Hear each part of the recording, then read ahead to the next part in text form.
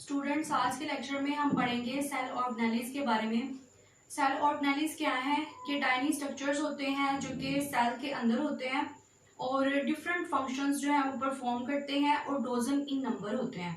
तो one by one हम different organelles के बारे में पढ़ेंगे, क्योंकि एक सेल के अंदर जो है वो एक से ज्यादा ऑर्गेनेलिज जो है वो पाए जाते हैं।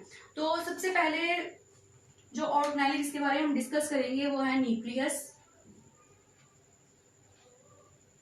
फॉर एग्जाम्पल, अगर इसको कंसिडर कर लिया जाए कि ये सेल है, तो सेल के दरमियान में न्यूक्लियस प्रेजेंट होता है और न्यूक्लियस प्रोमिनेंट होता है यूकैरियोट्स में, जबकि जो प्रोकैरियोट्स होते हैं उनमें न्यूक्लियस प्रोमिनेंट नहीं होता और न्यूक्लियस जो है वो न्यूक्लियर मेम्ब्रेन से बाउंडेड नहीं होता।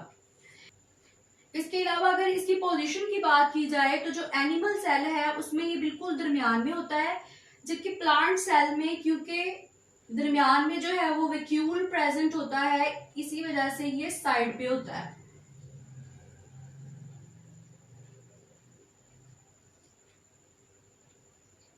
तो एनिमल सेल में सेंट्रल होता है, जबकि प्लांट सेल में ये सेंट्रल नहीं होता। इसके अलावा जो न्यूक्लियस है, अगर हम कंसीडर कर लें कि ये न्यूक्लियस है, तो न्यूक्लियस जो है वो डबल मेम्ब्रेनस स्ट्रक्चर है, मतलब इसमें एक आउटर मेम्ब्रेन होती है, एक जो है वो इनर मेम्ब्रेन होती है। और इस जो न्यूक्लियर मेम्ब्रेन है या न्यूक्लियर इन्वेलप इसको बोलते हैं, इसके दरमियान में होते हैं पोर्स, सुराख होते हैं, इन्हें बोलते हैं न्यूक्लियोपोर। इन सुराखों का काम क्या होता है कि ये एक्सचेंज करती हैं मटेरियल्स को, सब्सटेंसेस को न्यूक्लियस के दरमियान में और इसके अलावा सेल के साइटोप्लाज्म के दरमियान में। इसके दरमियान में जो फ्लूइड लाइक मटेरियल होता है, लिक्विड मटेरियल जो प्रेजेंट होता है, उसे बोलते हैं न्यूक्लियोप्लाज्म। न्यूक्लियस के अंदर क्या प्रेजेंट होता है? न्यूक्लियस के अंदर जो है वो क्रोमोसोम्स प्रेजेंट होते हैं जब सेल जो है वो डिवाइड कर रहा होता है। डिवाइडिंग सेल में जो थ्रेड लाइक स्ट्रक्चर है क्रोमोसोम्स की फॉर्म में नजर आएगा, जबकि नॉन डिवाइडिंग सेल के अंदर यही क्रोमोसोम धागे की सूरत में नजर आएंगे, थ्रेड लाइक स्ट्रक्चर की फॉर्म में नजर आएंगे, जिसे क्रोमैटिन बोलेंगे। मतलब ये कि जब सेल जो है वो डिवाइड नहीं हो रहा होगा, तब न्यूक्लियस के अंदर जो क्रोमोसोम्स होंगे वो थ्रेड लाइक स्ट्रक्चर में होंगे, जिसे बोलेंगे क्रोमैटिन। इसके अलावा इसके अंदर एक या एक से ज्यादा जो है वो न्यूक्लियोटाइड भी प्रेजेंट हो सकते हैं। न्यूक्लियोलस क्या है? ये डार्क स्पॉट होता है जिसमें आरएनए बनता है। इसके अलावा इसमें जो राइबोसोम्स हैं वो असेंबल होते हैं। ये क्रोमोसोम्स किस चीज के बने होते हैं? क्रोमोसोम्स बने होते हैं डीएनए और इसके अलावा प्रोटीन के। डीएनए क्या है? डीएनए का मतलब होता है deoxy ribo nucleic acid. DNA के कंप्लीट स्ट्रक्चर के बारे में हम पढ़ेंगे नेक्स्ट चैप्टर्स में। अगर प्रोकैरियोट्स की बात की जाए तो प्रोकैरियोट्स के अंदर जो न्यूक्लियस होता है वो प्रोमिनेंट नहीं होता और इसके अलावा उसके अंदर जो क्रोमोसोम्स होते हैं वो जस्ट डीएनए से मिलके बने होते हैं। तो न्यूक्लियस अगर प्रोमिनेंट नहीं है तो प्रोकैरियोट्स के अंदर जो मटेरियल होगा, हेरिडिटरी मटेरियल होगा, वो सबमर्ज्ड होता है साइटोप्लाज्म में, मतलब साइटोप्लाज्म के अंदर ही होता है प्रेजेंट। अंदर जो है वो एक तरह से इमर्ज हुआ होगा। तो बिल्कुल प्रोमिनेंट जिस तरह यूकैरियोट्स में होता है, वैसे न्यूक्लियस जो है वो प्रोकैरियोट्स में प्रेजेंट नहीं होता। नेक्स्ट जो ऑर्गेनेली है वो है राइबोसोम्स। राइबोसोम्स जो होते हैं ये एक तो इस तरह के होते हैं जो कि किसी भी ऑर्गेनेली के साथ अटैच हों। तो जिस ऑर्गेनेली के साथ ये अटैच होते हैं इसे बोलते हैं रफ एंडोप्लाज्मिक रेटिकुलम। और अगर ये बिल्कुल फ्रीली मूव कर रहे हैं साइटोप्लाज्म के अंदर तो फिर इन्हें जो है वो स्मूथ एंडोप्लाज्मिक रेटिकुलम बोलते हैं। जो राइबोसोम्स होते हैं इनमें कोई भी मेम्ब्रेन नहीं होती। इसके अलावा इसके दो सब यूनिट्स होते हैं और प्रोटीन के सेंसेस में ये काम आते हैं। और जब प्रोटीन जो है वो नहीं बन रही होती और राइबोसोम्स जो है वो काम नहीं कर रहे होते तो ये एक दूसरे से डिसअसेंबल होते हैं, मतलब एक दूसरे के साथ अटैच नहीं होते बल्कि ये एक दूसरे से डिटैच होते हैं। एक जो सब यूनिट होता है वो लार्जर होता है और दूसरा जो सब यूनिट होता है वो स्मॉल होता है। राइबोसोम्स जो है प्रोकैरियोट्स इसके अलावा यूकैरियोट्स दोनों में ही प्रेजेंट होते हैं। जो प्रोकैरियोट्स होते हैं उसके अंदर जो राइबोसोम्स हैं वो स्मॉलर इन साइज होते हैं, जबकि जो यूकैरियोट्स हैं उसके अंदर जो राइबोसोम्स होते हैं वो लार्जर इन साइज होते हैं। तो राइबोसोम एक या दो नहीं होंगे किसी भी सेल के अंदर, बल्कि राइबोसोम्स जो है वो डिफरेंट नंबर्स में प्रेजेंट होते हैं सेल के अंदर। थर्ड ऑर्गेनेली है माइटोकॉन्ड्रिया। माइटोकॉन्ड्रिया जो है इसको power house of the cell भी कहा जाता है। Power house of the cell किस वजह से कहा जाता है, क्योंकि इसके अंदर जो है वो एरोबिक रिस्पायरेशन होती है। फॉर एग्जाम्पल एनारोबिक जो रिस्पायरेशन है वो साइटोप्लाज्म के अंदर होगी, जैसे कि हमने पहले पढ़ा कि ग्लाइकोलाइसिस का जो प्रोसीजर है वो साइटोप्लाज्म में होगा, जबकि जो एरोबिक रिस्पायरेशन होती है जिसमें ऑक्सीजन इस्तेमाल होती है वो माइटोकॉन्ड्रिया के अंदर होगी। इसी वजह से इसको बोलते हैं power house of the cell.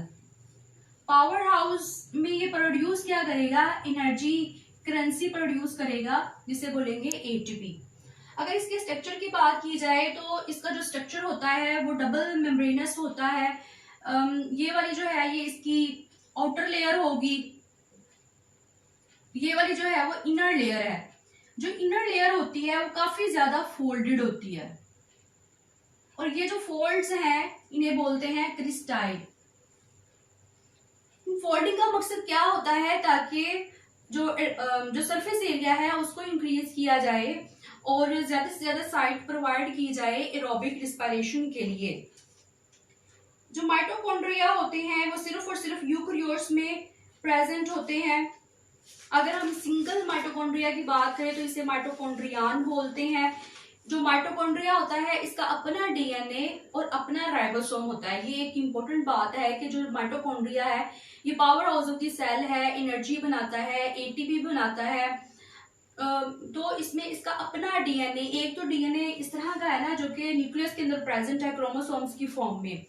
एक न्यूक्लियस से बाहर भी डीएनए प्रेजेंट है, वो कहाँ पे प्रेजेंट होगा, माइटोकॉन्ड्रिया के अंदर। इसमें ये जो माइटोकॉन्ड्रिया है ये ज्यादातर इस वजह से इस्तेमाल किए जाते हैं जहां पे ज्यादा से ज्यादा ऑक्सीजन की जरूरत हो। नेक्स्ट जो ऑर्गेनेली है वो है प्लास्टिड्स। तो जो प्लास्टिड्स होते हैं ये प्लांट्स में प्रेजेंट होते हैं, ये भी मेम्ब्रेन बाउंडेड होते हैं, ये प्लांट्स में प्रेजेंट होते हैं, और इसके अलावा फोटोसिंथेटिक प्रोटिस्ट में प्रेजेंट होते हैं। 3 तरह के प्लास्टिड्स होते हैं। फॉर एग्जाम्पल क्लोरोप्लास्ट होता है, इसके अलावा क्रोमोप्लास्ट होता है, इसके अलावा ल्यूकोप्लास्ट होता है।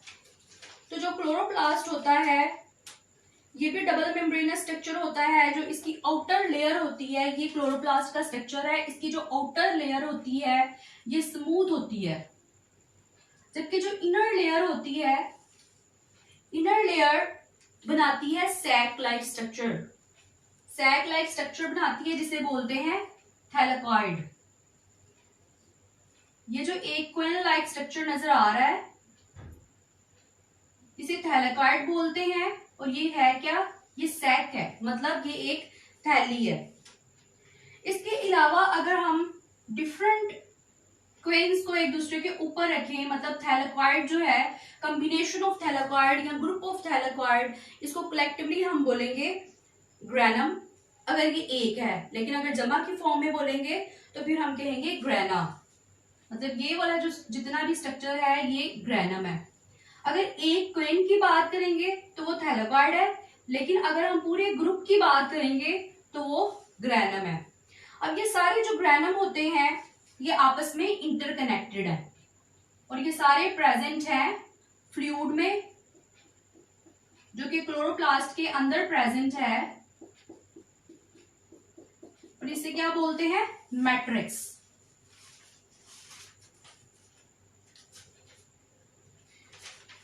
इसके अलावा मैट्रिक्स के अलावा हम इस फ्लूइड को स्ट्रोमा भी कह सकते हैं।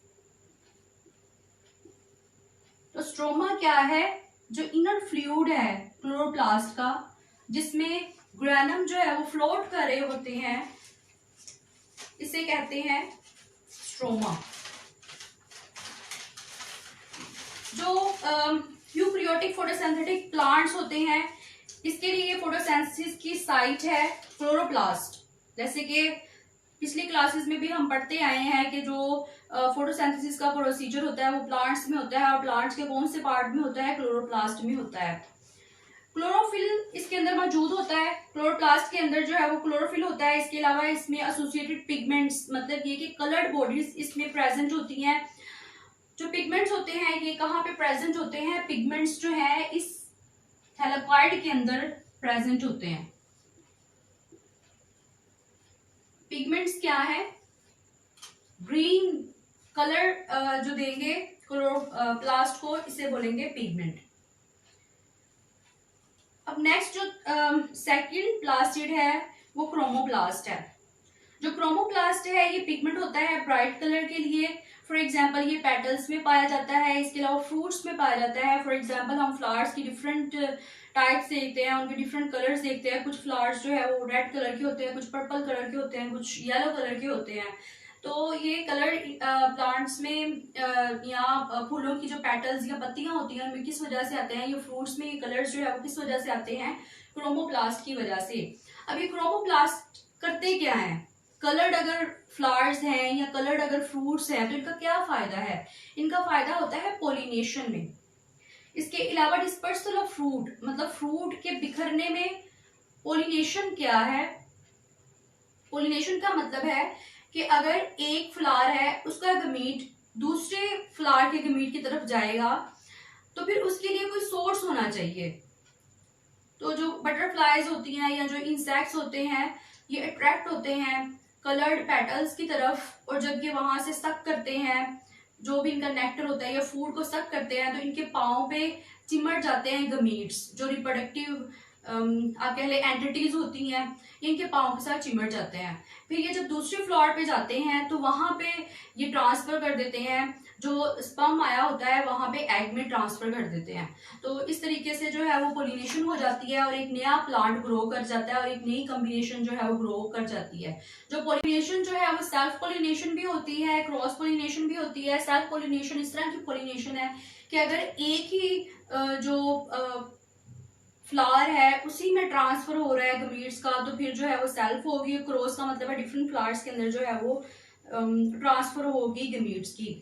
ल्यूकोप्लास्ट क्या है, ल्यूको का मतलब होता है कलरलेस, स्टोर ये करते हैं स्टार्च, इसके अलावा प्रोटीन और इसके अलावा लिपिड्स को, और ये प्रेजेंट होते हैं इस तरह के सेल में या इस तरह के पार्ट्स में जहां पे फूड जो है वो स्टोर करनी होती है और जहां पे फूड प्रेजेंट होती है।